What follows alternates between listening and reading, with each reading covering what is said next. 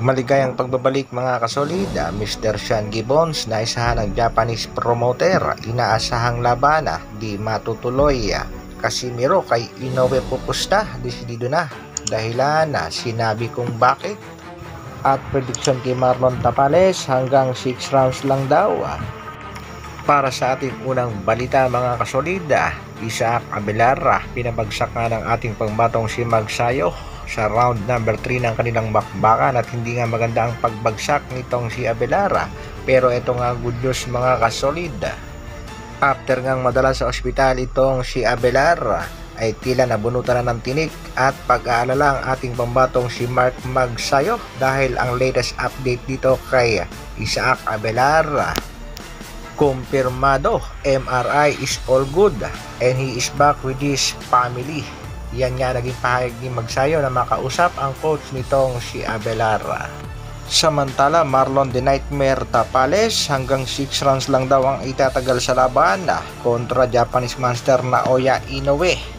Yan nga ang naging pahayag ng isang Pinoy professional boxer na tubong Cagayan de Oro City na tinaguriang The Journeyman Revert. Nasa kasalukuyan ay merong kartadang 33 wins, 70 knockouts, merong 18 na talo. May laban nga ito ngayong December 18 kontra Monico Laurente. Ayon nga dito kay Mark Yap, gustuhin man daw nating manalo ang ating pangbato at ang ating kababayang si Marlon The Nightmare Tapales, pero aminado itong si Yap na malayo talaga ang kalidad ni Tapales kontra Japanese monster Naoya Inoue. Mas malakas, mas mabilis, mas may talento nga daw itong Japanese monster. Nagpakatotoo nga lang daw siya sa kanyang prediksyon na matatalo nga daw itong si Tapales at hindi aabot ng round number 6 kontra Naoya Inoue. Bagamat karamihan sa ating mga Pinoy boxers ay kasalukuyang nakasupport dito sa laban ng ating pangbatong si Marlon The Nightmare Tapales, pero iba din ang diskarte ng pagsuporta naman nitong si Jason Casimiro. Ayon nga sa kanya ay nakasuporta siya sa laban ni Marlon Tapales, pero pagdating nga daw sa pagpusta kay Inoue ang pusta mga kasolid. Napakomento nga itong si Pau at sinabi nga mali ito, suporta sa Pilipino sa kalaban pupusta. Tila medyo mahirap nga daw ipaliwanag ang ibig sabihin. Marami nga ang bumatikos ng mga Pinoy boxing fans dito sa naging mensahe ni Jason at nadamay pa nga ang kanyang brother na si John Riel Casimiro.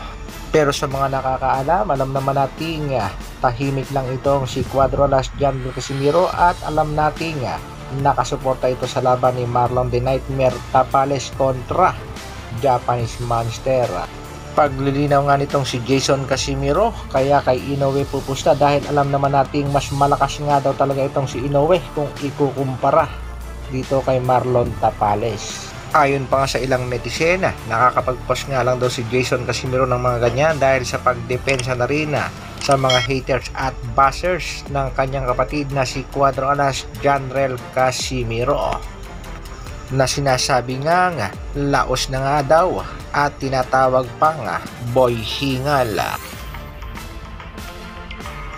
Sa kabilang balita naman mga kasolid, MP President na si Sean Gibbons, matatandaan nga natin sa pagkapanalo nga nitong si Vincent Acero Astrolabio kontra sa pangbato ng Thailand na si Kai Kanha baya sa isang napaka-impresibong panalo, round 11 knockout.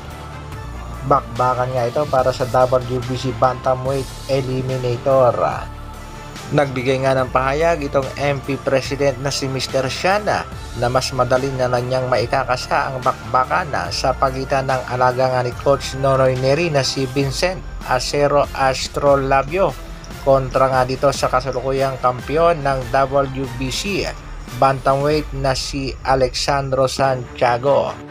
Pero tila naisahan ng mga Japanese promoter itong si Mr. Shana dahil ang WBC Bantamweight title na kasalukuyan niyang hawak nitong kampiyon na si Alexandro Santiago na merong kartadang 23 wins, 14 knockouts, merong 3 talo. Dedepensahan nga ni Santiago ang kanyang WBC title kontra sa isa pa ring pangbato ng Japan na si Junto Nakatani, ang kasalukuyang WBO World Super Flyweight Champion na may kartadang 26 wins, 90 knockouts, undefeated.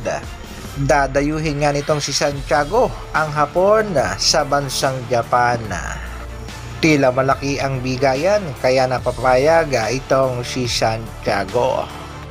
Mga kasolid, 13 days to go na lang, matutunghayan na natin ang laban ng ating pangbatong si Marlon Tapales kontra Japanese Turtle Naoya Inoue. Diha duman sa bakbakan, ipakita lang natin ang full support nating mga Pinoy. Hanggang dito na lang muna mga kasolid, maraming salamat sa patuloy na pagsuporta at panonood. Isang like naman dyan. Mabuhay, Dr. Alvin Vlogs. Brrrr.